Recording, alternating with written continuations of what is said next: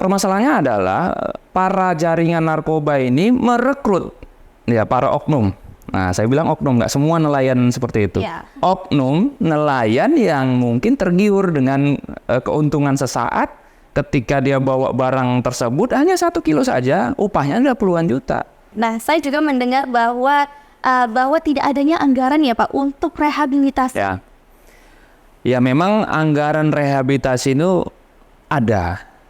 Cuman ya tadi yang bisa direhabilitasi 2.000 ya yang oleh Pak Kepala. Sementara yang mau kami sasar 1 juta orang gitu. Jadi ibaratnya hanya berapa sekian persen saja. 1% dari 1 juta aja 10.000. Oke, anggaran tadi itu berasal dari pemerintah. Dan anggaran yang 2.000 tadi tidak ada anggaran dari pemerintah. Tidak ada sama sekali. Tidak ada. Yang dianggarkan oleh pemerintah cuman paling satu BNP itu sekitar 50 orang. Jadi paling banyak 90% narkoba yang paling banyak sekarang disalahgunakan di masyarakat Kota Medan ini 90% lebih sabu. Ngobrol bareng Orbit, kami obrolkan, Anda simpulkan. Assalamualaikum warahmatullahi wabarakatuh. Halo Sobat Orbit, kembali lagi di podcast Ngorbit, Ngobrol bareng Orbit. Kali ini Raufo bersama Bapak Herianto. Ya, selamat datang Pak dan telah memenuhi undangan Orbit. Bapak Herianto dari Badan Narkotika Nasional Provinsi Sumatera Utara di bidang pencegahan ya Pak? Ya, pencegahan. Oke, di bidang pencegahan. Nah, kali ini kita akan membahas terkait narkoba, tingkat kriminalitas juga yang terjadi di Sumatera Utara yang katanya penyebabnya salah satunya bisa jadi karena narkoba. Dan sungguh sangat memprihatinkan karena tingkat kriminalitas atau kriminalitas yang terjadi di jalanan kian memakan banyak korban jiwa. Dan hingga saat ini juga bahkan Kepala BNNP Sumut mengatakan bahwa Sumatera Utara sendiri menduduki posisi pertama di Indonesia dengan pengguna narkoba terbanyak. Mungkin kali ini kita akan membahas lebih lanjut dengan Bapak Heri. Mengapa ya Pak? Mungkin Provinsi Sumatera Utara menduduki posisi pertama dengan pengguna narkoba sekitar 1 juta lebih Pak. Ya, baik. Terima kasih ya pemirsa Orbit sekalian bahwa benar sekali yang dibawakan oleh adik kita ini bahwa Sumatera Utara ini menduduki peringkat pertama berdasarkan survei prevalensi kerjasama antara BNN RI dengan LIPI tahun 2019. Sebetulnya sudah disurvei 2019 lalu bahwa Sumatera Utara ini memiliki populasi pecandu atau penyalahguna narkoba sejumlah 1,5 juta jiwa untuk yang setahun terakhir pakai dan 1,7 juta jiwa yang pernah pakai narkoba. Jadi dari jumlah ini mendeskripsikan bahwa Sumatera Utara menduduki posisi pertama di mana angka nasional waktu itu sekitar 3,6 juta jiwa. Dari 3,6 juta jiwa seluruh Indonesia, 1,5 juta jiwanya ada di Sumatera Utara. Cukup banyak ya Pak? Sangat banyak sekali. Oke, apa Pak yang menjadi titik sulit Pak untuk mencegah tingkat kriminalitas ini? Karena kan ini juga termasuk dari extraordinary crime yang seharusnya kita cegah, tapi sepertinya sulit Pak untuk dicegahnya. Ya, yang pertama adalah luasnya perbatasan perairan kita dengan negara asing, ya, negara luar. Di mana kita tahu bahwa narkoba yang ada di Indonesia bersumber dari 2 titik ya di sekitar Asia. Yang pertama adalah Golden Triangle, yang kedua adalah Golden Crescent. Golden Triangle atau segitiga emas ini adalah daerah antara perbatasan Laos, Myanmar, dan Thailand. Nah, disinilah titik produksi narkotika khususnya jenis sabu, kemudian opium, kemudian beberapa jenis narkoba lain diproduksi secara massal. Khususnya yang kita sorotin adalah negara Myanmar. Nah, kita tahu bahwa Thailand stabil. Laos cukup stabil. Namun negara Myanmar sendiri kita tahu bahwa negara tersebut lagi ya dalam tanda kutip dikudeta presidennya. Nah ini kemudian ada permasalahan pengungsi Rohingya dan salah satunya ibaratnya bahan bakarnya untuk krisis kemanusiaan di sana adalah para jaringan narkoba tadi. Nah ini masuk ke Indonesia melalui mana? Melalui laut. Nah melalui laut Selat Malaka yang masuk melalui Pelabuhan Tikus. Pelabuhan Tikus yang banyak tersebar dari 500 lebih kilometer perbatasan laut Sumatera Utara. Seperti kita tahu bahwa pantai timur Sumatera Utara ini dari mulai ujung Pangkalan Susu sampai dengan Labuan Bilik yang perbatasan dengan Provinsi Riau ini yang dijaga oleh aparat keamanan ini hanya beberapa titik, contohnya Belawan, kemudian di Tanjung Balai yang ada pelabuhannya dan ada TNI Angkatan Lautnya. Selebihnya itu tidak terawasi. Nah ini karena minimnya kekuatan pertahanan ataupun kontrol keamanan kita, sehingga negara ataupun jaringan internasional dari luar agak leluasa dalam tanda kutip masuk ke perairan kita, khususnya Sumatera Utara, Aceh, dan Riau. Nah inilah jadi perhatian Bapak Presiden, kenapa dari Provinsi Sumatera Utara yang banyak sekali pemakai dan Provinsi Riau juga, Kepulauan Riau ini untuk jadikan program prioritas extraordinary. Nah ini kemudian kita ketahui bahwa selain banyaknya jumlah barang bukti yang masuk, ditambah lagi dengan permasalahan banyak juga pemakai narkoba di Sumatera Utara. Seperti kita tahu bahwa narkoba se-Indonesia yang ya di pasar gelap ya, yang paling murah di Sumatera Utara, sehingga ketika barang itu murah dan mudah didapatkan karena masuk terus-menerus dari pelabuhan tikus, walhasil apa? Banyak pembeli, banyak demand-nya. Nah itulah sistem yang kita tidak cegah dari luar untuk masuk ke dalam, dan yang di dalam tidak kita obati, rehabilitasi, sehingga apa? Ini sulit untuk diatasi. Memang ya kita nggak bisa bahas mana duluan, ayam atau telur. Kita nggak usah bahas mana yang paling duluan. Tapi bagaimana kita menangani ini harus didukung. Keamanannya didukung, pencegahannya supaya tidak masuk ke RI itu juga didukung dengan anggaran dan intelijen yang kuat. Nah, kemudian sumber daya manusianya, perlengkapan untuk mencegah barang itu masuk juga harus diperketat. Nah ini bukan sesuatu yang murah ya, butuh dukungan anggaran. Sementara anggaran yang diterima oleh BNN ini tidak terlalu besar, tidak besar. Jadi sangat jauh dibanding dengan bahkan dibandingkan dinas, kabupaten kota. Nah seperti itu. Nah ini butuh keseriusan, butuh extraordinary. Kami siap, BNN siap, namun kita harus bekerja bersama-sama. Baik BNN, TNI, Polri, masyarakat juga harus sama-sama untuk sama-sama kita perang terhadap narkoba.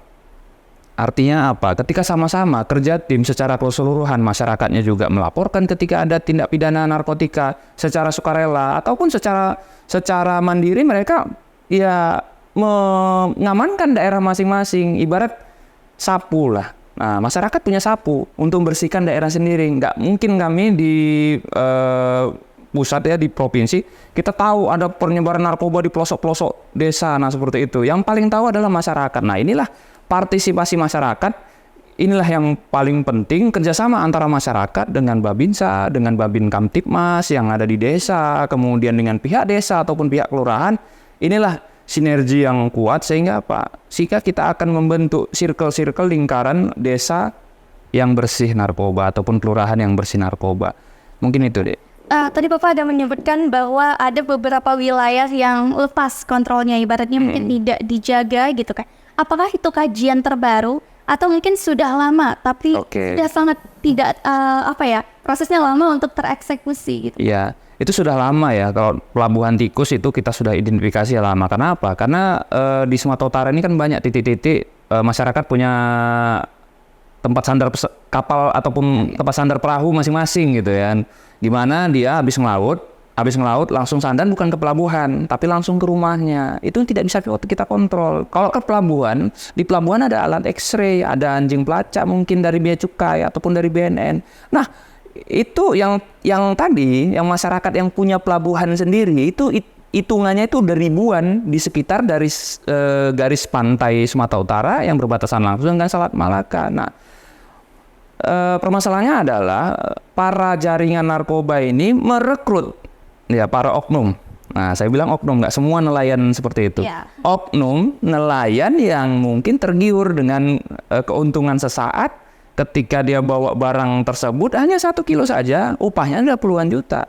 Nah, bayangin dia harus melaut dengan modal minyak dieselnya, solarnya, belum tentu dia bawa pulang uang segitu. Nah, mungkin dia tangkapan dapat ikan tuna ya kan. Nah, barulah mungkin balik modal ataupun tertutuplah biaya semuanya. Nah, ketika mental ataupun oknum-oknum tadi sudah dirusak oleh para jaringan narkoba, sehingga mereka terrekrut ke dalam jaringan mereka, sehingga mereka menjadi kurir, Mbak.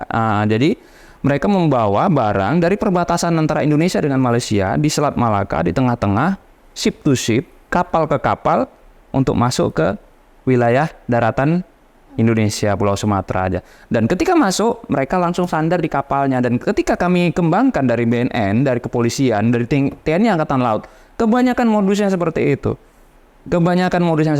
Namun, yang hanya tertangkap seperti fenomena gunung es.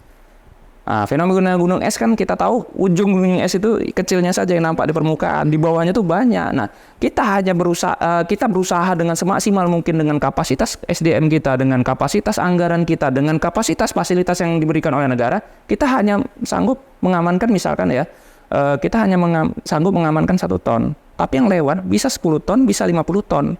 Nah, seperti itu barang. Kenapa? Karena itu tadi. Karena kita punya keterbatasan anggaran, keterbatasan sumber daya manusia, keterbatasan fasilitas. Nah, bahkan Amerika Serikat sendiri ya, sebagai negara superpower, mereka nggak bisa membendung narkoba dari Meksiko. Mereka nggak bisa membendung narkoba dari Kolombia. Nah, bahkan mereka punya perbatasan yang sangat dijaga ketat. Nah, kartel Meksiko pandai buat lubang segala macam. Nah, namanya kenapa seperti itu? Karena di Amerika banyak demand ataupun permintaan. Nah, kenapa? Di sana masyarakatnya 9%, hampir 5-7% pemakai narkoba. Kita masih 1,6%. Mereka sudah 5% ke atas. Nah, walhasil apa?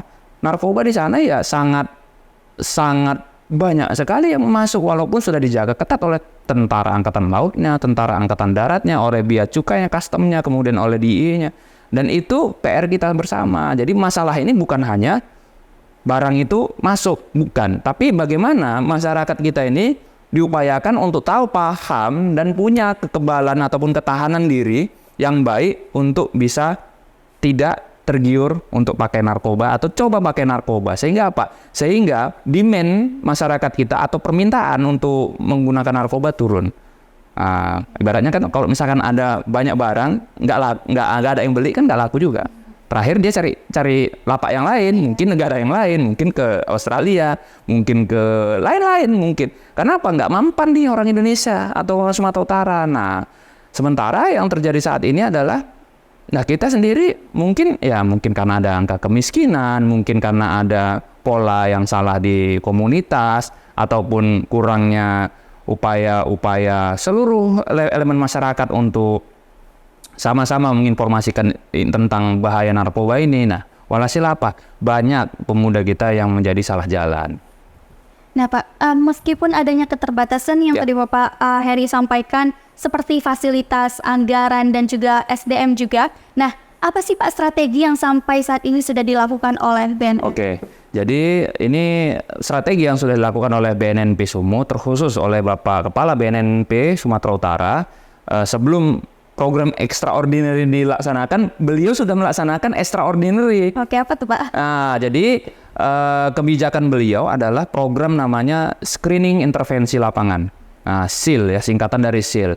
Sebetulnya program ini pernah dilaksanakan ya sebelumnya sekitar tahun 2015-2016 di masa kepala BNN yang sebelumnya. Nah, tapi setelah itu beda kebijakan, beda kepala, beda lagi kebijakannya. Nah, Bapak Kepala BNNP Sumut ini mau inisiasi program SIL walaupun tanpa dukungan anggaran.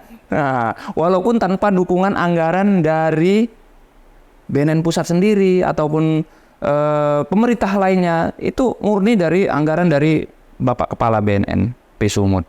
Jadi beliau mengamankan ataupun merazia kasih sayang lah, bukan untuk dipenjarakan, bukan untuk dipidanakan, tapi diamankan dari titik warnet, titik diskotik, dari titik-titik rawan yang sudah terpetakan secara profesional ya. Udah A1 lah, ini banyak ini.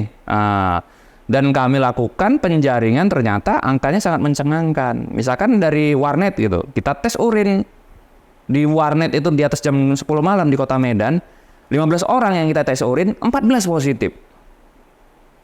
Kemudian pernah kami di daerah Panglima Dene ya, Jalan Panglima Dene itu dekat flyover tol Tanjung Morawa Belawan, Belmerah, itu ada warnet, ada 3 titik, 23 orang tes urin, 21 positif. Nah, kemudian memang kita kerjasama juga dengan beberapa stakeholder, dengan Polrestabes Medan. Polrestabes Medan kemarin razia jukir liar, Pak Ogah yang di di tengah-tengah jalan muterkan. Ternyata dari mereka kemarin tahun lalu ya, dari 120 orang yang dites urin oleh Polrestabes Medan kerjasama dengan BNN, itu 90 orang, 89. Berarti di antara 4, Pak Ogah dan jukir liar tadi dan Raja Preman tadi, dari 4 orang, 3 orang yang pakai narkoba. Nah, kemudian dari kelompok populasi, ya mohon maaf, supir angkot. Kemarin kan ada kejadian yang angkot nabrak kereta api sehingga 3 orang tewas, supirnya selamat. Nah, seperti itu. Jadi ternyata setelah itu, Pak Bobi instruksikan untuk laksanakan razia dan tes urin terhadap para supir angkot yang ada di Kota Medan. Dari 222 supir angkot yang dites urin, 46 positif. Berarti di antara 4, 1 pakai narkoba yang supir angkot tadi. Nah, ini angka ini mungkin ya lebih ya. Tadi kan saya bilang sekitar 7% atau 6,5%. Ternyata di populasi tadi ada yang 25%, ada yang 75%. Bahkan di warnet populasinya lebih dari 90%. Nah, ini apa yang terjadi? Berarti inilah yang menyebabkan beberapa fenomena sosial yang terjadi pada saat ini. Kita tahu bahwa sekarang ini begal, kemudian geng motor, kemudian pagar berjalan, ya kan? Nggak dimalin rumahnya, pagarnya dicuri. Nah, gitu kan? Itu ya ibaratnya bahasa Medannya, waduh, pagar pun digilakan, nah gitu kan? Nah, ibaratnya digilakan. Jangankan pagar, besi jembatan pun digilakan. Nah, seperti itu. Nah, ini fenomena-fenomena itu terjadi ya salah satunya selain faktor ekonomi juga disebabkan oleh faktor penyalahgunaan narkoba. Oke, sebenarnya dari tadi yang jumlah Bapak Heri sampaikan itu sudah cukup menjawab ya Pak, mengapa Sumatera Utara menduduki posisi pertama di Indonesia terkait penggunaan narkoba. Nah Pak, untuk saat ini berapa sih Pak yang ada di BNN Sumut jumlah penyalahgunaan? Yang sudah direhabilitasi ya? Iya, Oke, yang sudah rehabilitasi dari tahun 2021 semenjak Pak Brigjen Pol Toga Binsaran menjabat sampai dengan saat ini sekitar 2.000 lebih yang sudah diamankan dengan program SIL dan dilakukan rehabilitasi. Nah, rehabilitasi ini kan ada 2, rehabilitasi rawat jalan, rehabilitasi rawat inap. 2.300 itu 2021 sampai 2023. Nah, kalau sebelum-sebelumnya mungkin ya seluruhnya mungkin hanya sekitar 5.000. Hanya sekitar 5.000 ditambahkan dengan yang 2.000 yang diamankan oleh Pak Kepala. Seluruhnya dari tahun 2012 BNNP berdiri. Nah, jadi apakah bisa tadi pecandu kita ada taruhlah 1,5 juta itu kan angka terlalu besar ya, angka atas, taruhlah 1 juta. Dari 1 juta orang yang sudah menjadi pecandu, yang direhab baru 5.000 orang. Berarti kemana 995.000 lagi? Nah, itulah yang banyak beredar ada yang jadi ODGJ, ada yang jadi maling, ada yang jadi begal, ada yang ya pagar berjalan, jual gas 3 kg mamaknya, ya kan? Macam sandiwaranya tuh banyak kalau diceritakan berepisode-episode mungkin kalau dibuat. Kalau kita lihat dari angka 2.000 saja tadi Pak. Iya. Itu rentang usia berapa sih Pak rata? Kalau rentang usianya mulai dari usia anak-anak ya, umur 12 tahun sampai umur 60 tahun. Kemarin saya pernah dapat tuh ya Pak Kepala itu, saya lihat gini kan, itu rambut kok udah putih semua nih kakek-kakek. Bapak pakai apa? Nah, seperti itu. Saya pakai sabu, Pak. Ya Allah, Bapak kerja di mana? Saya penggali kubur pakai sabu, umur 60 tahun. Saya pun nggak habis pikir, kenapa Bapak bisa terjun sampai menyalahgunakan sabu? Salah pergaulan, Pak. Hah? Oke. Salah pergaulan ya. Udah umur 60 bisa salah pergaulan ternyata. Nah, ini mungkin inilah yang terjadi ya, fakta di Sumatera Utara. Beberapa ya alasannya ya macam, namanya orang pakai narkoba ini segala macam alasan. Ada yang ikut-ikutan kawan, ada yang nggak, ada masalah di rumah. Yang pada dasarnya itu adalah mereka nggak punya iman itu.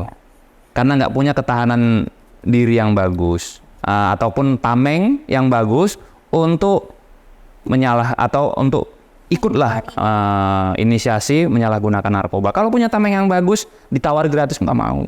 Nah seperti itu. Jenis narkoba apa Pak yang paling banyak? Yang paling banyak ya, kemarin saya baru sosialisasi juga, informasi edukasi juga. Saya tanya kemarin di kantor itu ada sekitar 100 orang. 60 orang dari kita yang kita amankan sendiri, kemudian 30 orang dari serahan dari Polrestabes Medan dan 10 dari keluarga. Nah, dari 100 orang saya data, siapa di sini yang pakai narkoba sabu? Semuanya tunjuk tangan. Siapa yang pakai narkoba jenis ganja? Cuma 1 orang. Siapa yang pakai jenis narkoba inek atau ekstasi? Cuma 1 orang. Yang lain nggak ada, semuanya sabu. Jadi paling banyak 90% narkoba yang paling banyak sekarang disalahgunakan di masyarakat Kota Medan ini 90% lebih sabu. Oke. Mungkin kalau misalnya sosialisasi terkait narkoba ya kan Pak, BNN itu sering kami lihat mungkin di sekolah-sekolah Ya, lain, benar. pendidikan dan lain-lain. Tapi kalau tadi disebutkan bahwa nelayan juga ikut Ya. untuk menyeludupkan narkoba ini. Oknum. Ya oke maaf Pak. Tidak semua nelayan, tapi ada beberapa oknum yang berkecimpung untuk Ya. menyeludupkan narkoba. Apakah pernah disosialisasi atau bagaimana Pak penanganannya? Kita pernah sosialisasi juga ke lingkungan pesisir ya. Kita instruksikan karena program pencegahan, pemberdayaan masyarakat, program rehabilitasi dan program pemberantasan ini kan banyak kita spot ataupun banyak kita lakukan di daerah-daerah zona merah. Nah, zona merah ini rata-rata kan daerah pesisir. Contohnya kalau di Medan Belawan, kemudian kalau di Deli Serdang itu Rantau Panjang, itu daerah Pantai Labu. Kemudian di Sedang Bedage itu ada namanya Tanjung Beringin di Kampung Nabur. Kemudian di Batubara daerah Tanjung Tiram, daerah Pagurawan, sampai ke Asahan itu daerah Bagan Asahan, Tanjung Balai sendiri kan pesisir semua. Sampai ke Ledong di Labuan Batu Utara, itu semua sampai ke Langkat juga di Pangkalan Berandan. Kemarin juga baru datang itu ya masyarakat Perlis ya dari Kecamatan Babalan ya, kalau tidak salah saya Kecamatan Babalan, tapi lebih dekat kita masuknya dari Pangkalan Berandan. Itu mereka memohon kepada Bapak Kepala untuk dilakukan sinergi pembersihan razia terhadap para pelaku, baik itu pecandu ataupun pengedar narkoba. Nah ini udah kerjasama sampai ke Pangkalan Susu juga, Berandan, Desa Tapak Kuda di Langkat juga. Kita lakukan sosialisasi, namun ya itu tadi mungkin karena himpitan ekonomi, kurangnya pemahaman, sama lemahnya iman, integritas. Dia gampang digoda. Oh, aduh, ini ngantar sekilo udah 10 juta. Sementara ditawarkan 30 kilo, berarti berapa? 300 juta sekali antar.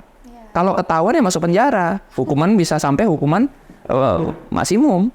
Nah, namun ketika nggak ketahuan lewat, oh udah aman. Udah tiba-tiba dia bangun rumah, tiba-tiba dibeli kapal lagi. Makanya di masyarakat kita harus curigai ketika ada ya nggak masuk akal lah, nggak logis lah. Dia dengan profil usahanya seperti itu, dia punya kemewahan yang luar biasa. Sementara orang usaha pasti ada untung rugi. Ternyata dia adalah jaringan ataupun bandar narkoba. Nah ini banyak. Dan mereka di daerah pesisir itu terkenal sebagai Robin Hood. Robin Hood gimana nih Pak? Robin Hood itu orang yang dermawan. Misalkan ketua, bukan ketua Limpul lagi, ketua Gopek. Cair Gopek, cair 200, cair 300. Bahkan seperti itu. Kalau misalkan ada hajatan, mereka nggak segan-segan keluar misalkan keyboard dari dia, teratak dari dia. Walhasil apa? Masyarakat simpati sama dia. Oh ya. Walhasil apa? Masyarakat tutup mata. Ketika masyarakat tutup mata, barang masuk terus. Jadi aman, tidak terkontrol. Nah, ini peran masyarakat bagaimana untuk perangnya? Jangan salah Bapak Ibu pemirsa Orbit sekalian. Kalau misalkan kita biarkan ada seperti itu di lingkungan kita, suatu saat zaman jahiliyah di lingkungan Bapak akan makin mengerikan. Nah, seperti itu. Karena apa? Di tempat Bapak sudah pasti yang salah Bapak bela, yang benar Bapak musuhin. Terjadi. Yang anti narkoba di lingkungan tersebut dilempari rumahnya, Mbak, sampai pecah kacanya. Dia terganggu, propertinya juga diganggu. Nah, walhasil apa? Orang jadi takut. Udahlah, daripada saya anti narkoba, bagus saya diam. Nah, walhasil apa? Sudah, zonanya jadi zona hitam, zona merah. Berarti menormalisasikan adanya peredaran narkoba di wilayah tersebut. Iya, Jadi sehingga ini salah satu bentuk ya, mungkin ya, abnormal society ya.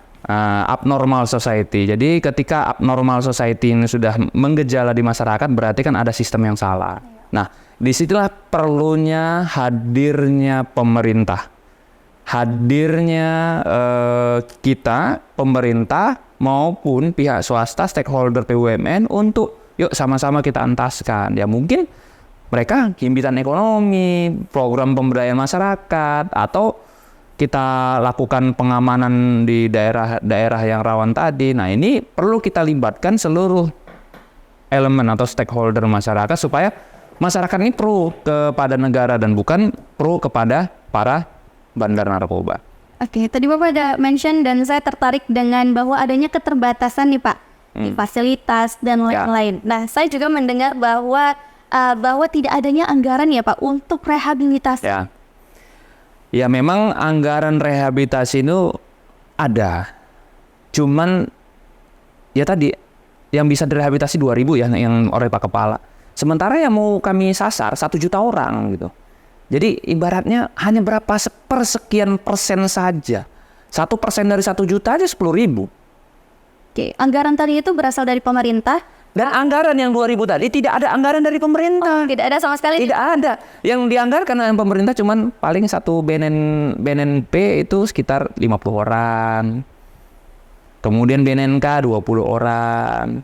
Kemudian kemarin ada juga bantuan dari Bapak Gubernur Sumatera Utara tahun 2022 kita rehabilitasi rawat inap itu sekitar 1.000 orang.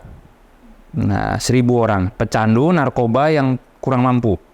Nah, berdasarkan peraturan dari gubernur ya. Kemudian tahun ini sekitar 500-an lebih. Nah, ini masih ibaratnya jauh panggang dari api. Masih jauh lah. Nah, kita di Sumatera Utara kita bangun fasilitas olahraga dengan anggaran triliunan, ya kan? Triliunan kita mau selenggarakan PON, tapi kita biarkan itu anak-anak muda kita teler, ya kan? Nah, ini kan salah satu bentuk ya gimana ya kita bilang sakit di kepala diobati pantatnya gitu kan. Oke, anggaran tadi kan mungkin hanya sekitar 50 orang yang bisa direhabilitasi. Iya. Kemana mungkin anggaran lainnya Pak? Digunakan untuk apa? Nah, anggaran ini kan nggak hanya rehabilitasi, ada juga pemberantasan.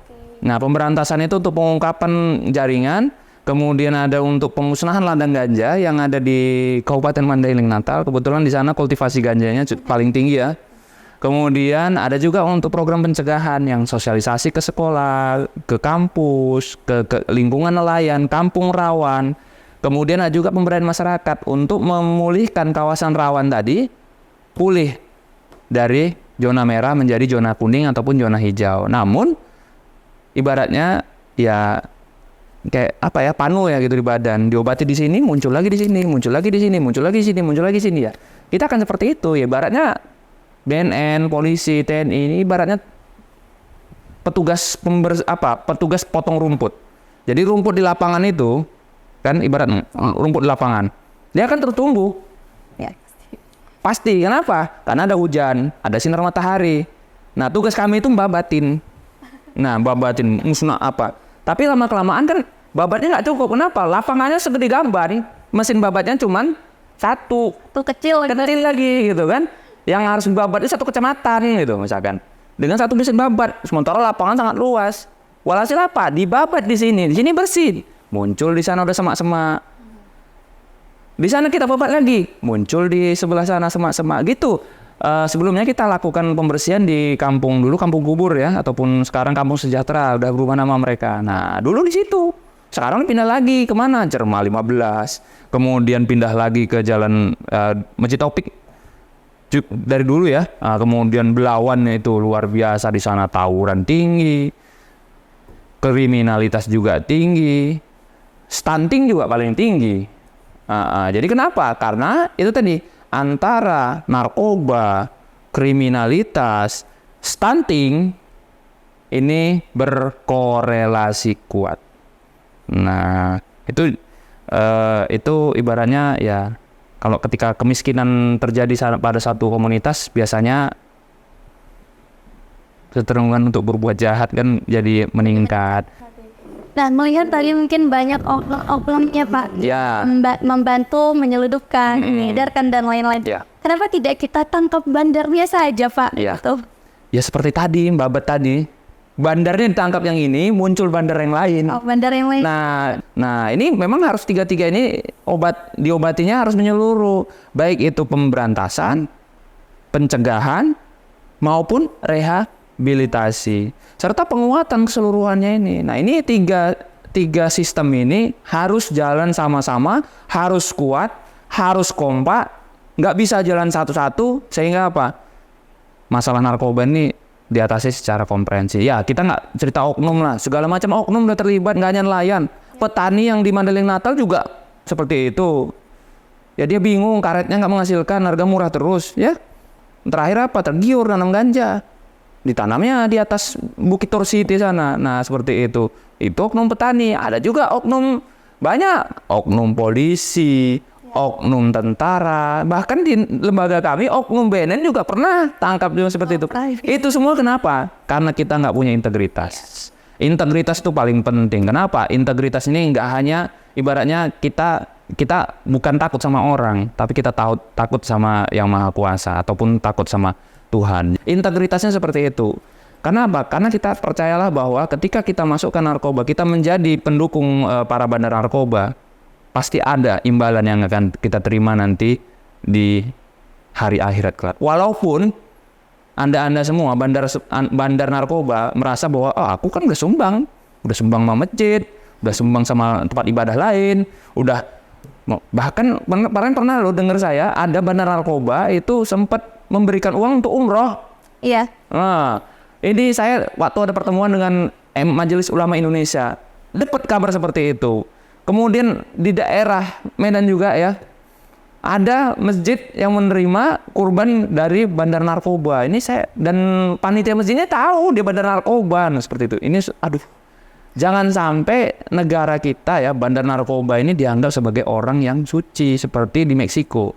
Tapi karena kemiskinan Meksiko, kemudian si El Chapo ini dianggap sebagai orang yang sangat dermawan dan dia dianggap sebagai orang yang suci, orang yang dermawan. Walhasil apa? Masyarakat melindungi dia. Nah ini jangan sampai kita seperti itu, dan ini sudah sangat menyimpang. Walaupun kita sholat, kalau memang seperti itu, pandangan kita terhadap bandar narkoba udah salah, udah agak lain lah bahasa Medannya ya, udah agak lain. Nah, nanti bisa digilakan ya. Jangan sampai bandar narkoba ini jadi cita-cita impian gitu ya. Iya. Dermawan, kaya lagi gitu. Dan masyarakat sekarang, beberapa masyarakat menganggap, enak juga ya jadi bandar narkoba, bisa cepet kaya segala macam. Kemudian relasi di mana-mana gitu kan. Jauhi. Nah, ini yang ini namanya udah penyakit masyarakat. Nah, ini harus kita bersihkan secara struktural. Makanya kemarin Bapak Presiden, Insinyur Joko Widodo memanggil Panglima, memanggil kepolisian, memanggil Kepala BNN, beberapa kementerian. Beliau mengatakan bahwa Sumatera Utara khususnya, karena Pangdam dan Kapoldanya dipanggil juga ke istana. Ini banyak kali terlibat oknum aparat penegak hukum. Nah, beliau langsung bilang itu di rapat terbatas. Kemudian tingginya angka lapas overkapasitas. Di Sumut ini angka overkapasitasnya rata-rata lebih dari 200%. Ada yang 300%. Ya misalkan kapasitasnya 1.000 diisi 3.000. Dan dari 3.000, 80%-nya masalah narkoba. Dari hasil tangkapan BNN, 80% jaringan narkoba dikendalikan dari dalam lapas.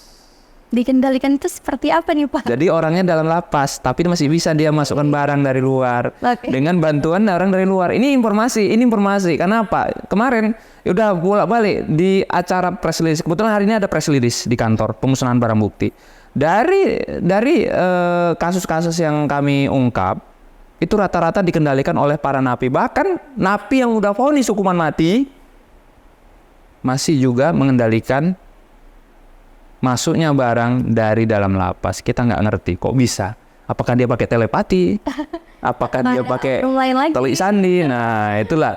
Ya, ini silakan masyarakat bijak ya menilainya ya. Nah, memang banyak beberapa oknum, nggak hanya di kepolisian ya, oknum di lapas juga ada. Kemarin kita juga pernah amankan oknum sipir di lapas, juga pernah kita amankan dari BNN. Nah, seperti itu. Bahkan kemarin oknum dari anggota DPRD juga pernah yang dilangkat ya. Nah, itu luar biasa, mantan bendahara.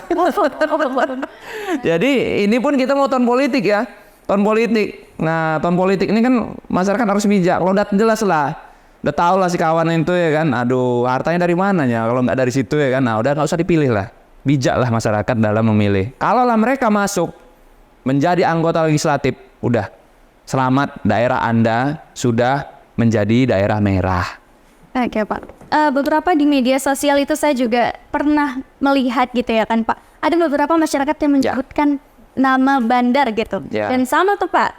Kalau misalnya masyarakat mau melaporkan, itu harus kemana Pak? Ya, kalau masyarakat ingin melaporkan, silakan laporkan ke BNN ya. Ini ada nomor call center berantas kita, boleh dicatat ya, call center berantas kita. Itu di nomor 0821 1133 1120. Saya ulangi, 0821 1133 1120. Harap dilaporkan Bapak Ibu sekalian, info, foto, SMS, WA, bukan di telepon ya, SMS, WA, kemudian infonya harus A1, jangan kata-katanya. Nah, kadang-kadang masyarakat kan, kata Sipolan. Nah, ini yang bingung. Nah, seperti itu. Bila perlu, kalau misalkan memang ada transaksi di depan sekurumpulan warga, silakan diamankan, silakan dibawa. Kenapa? Dalam Undang-Undang Nomor 35 Tahun 2009, peran serta masyarakat itu boleh untuk menangkap tangan. Yang tidak boleh itu menyidik dan melidik. Ya, menyidik dan melidik adalah wewenang dari BNN dan kepolisian. Kalau menangkap tangan, silakan. TNI menangkap tangan, banyak. Kemarin ratusan kilo, bantu kita. Bea Cukai menangkap tangan, silakan. Siapa lagi? Relawan menangkap tangan, silakan. Masyarakat menangkap tangan, silakan. Sama seperti pencuri, maling ayam, maling kambing. Emang Bapak polisi tahu di sana ada maling ayam kalau nggak bapak-bapak yang menangkapnya? Tugas polisi hanya mengembangkan kira-kira motifnya apa, kemana dia dijual barangnya, dari siapa dia dapat barangnya. Nah, itulah fungsi penyidikan dan lidik. Nah, itu wewenangnya ada di kepolisian dan BNN. Jadi masyarakat siapapun itu boleh menangkap tangan, tapi jangan sendiri Pak. Nah, harus ramai-ramai. Komunitas, silakan. Itulah peran serta masyarakat di pasal 54 Undang-Undang Nomor 35 Tahun 2009. Kalau semua menganggap narkoba ini adalah masalah dan dibersihkan bersama-sama, Bapak semua ikut menyapu daerah Bapak, mudah-mudahan lingkungan kita bersih. Tapi kalau misalkan Bapak biarkan ada sampah di sana satu lama-lama menggunung, Pak. Nah, seperti itu ya. Logikanya seperti itu. Jadi untuk privasi aman ya, Pak? Aman. Itu privasi ada dilindungi oleh undang-undang, namanya Undang-Undang Perlindungan Saksi dan Korban. Jadi terjamin ya. Jangan takut, jangan risau. Kalau memang bisa Bapak amankan, memang ada tertangkap tangan, silakan dibawa ke kepolisian terdekat. Oke, terakhir nih pemirsa Obit, kita mungkin tidak hanya BNN serta pihak kepolisian yang akan mencegah terkait penyebaran narkoba atau menanggulangi masalah ini, tetapi mungkin juga adanya peran masyarakat yang harus ikut berkecimpung melawan narkoba. Nah Pak, untuk pesan terakhirnya Pak kepada masyarakat, khususnya mungkin generasi muda ya Pak? Ya, kalau untuk generasi muda, kita tahu bahwa 2045 ini kita akan mencapai periode 100 tahun Indonesia Merdeka. 2045. Jadi momen ini sebetulnya kita bisa menjadi negara maju. Negara yang luar biasa, dengan sumber daya alam yang luar biasa, dengan strategis posisi kita secara internasional juga luar biasa. Ini adalah aset yang besar. Kalau kita punya generasi muda yang sehat, nantinya 2045 generasi muda ini akan menjadi generasi muda yang jaya dan Indonesia tidak tertutup kemungkinan akan menjadi negara maju. Dan kalau generasi muda sudah kenal narkoba, kita nggak tahu bisa nggak kita jadi negara maju. Nah ini yang kita khawatirkan. Jadi stay healthy, stay pada circle yang bagus, buatlah circle yang pertemanan ataupun circle pergaulan yang baik, sehingga apa? Ketika circle kamu baik, ketika circle kamu yang kuat, kamu pasti akan selamat dari namanya penyalahgunaan dan peredaran gelap narkoba. Itu mungkin pesan untuk anak muda. Kuatkan ketahanan, jadilah kamu pribadi yang tangguh, gak gampang menyerah, pribadi yang resilient, pribadi yang mampu bangkit walaupun sudah mengalami keterpurukan. Yang namanya periode manusia ada naik turun ya. Ketika turun kamu tahu cara untuk bangkit. Ketika di atas kamu jangan lupa, kamu pernah di bawah. Jadi kamu tetap ingat pada ingat berpijak pada bumi ya. Nah gitu. Oke, mungkin itu saja pesan dari kita. Tetap keep sehat dan war on drug. Oke, terima kasih banyak Pak Eri. Sama-sama.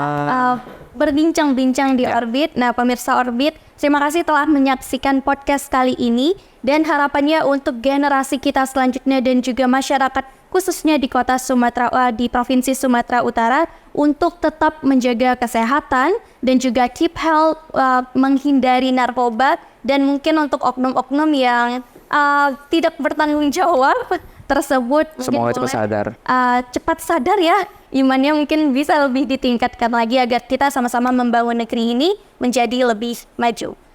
Sekian mungkin dari saya, Aufa Rahma, dan juga Pak Heri. Terima kasih Bapak, dan kembali lagi di podcast selanjutnya. Terima kasih. Ngobrol bareng Orbit, kami obrolkan, Anda simpulkan.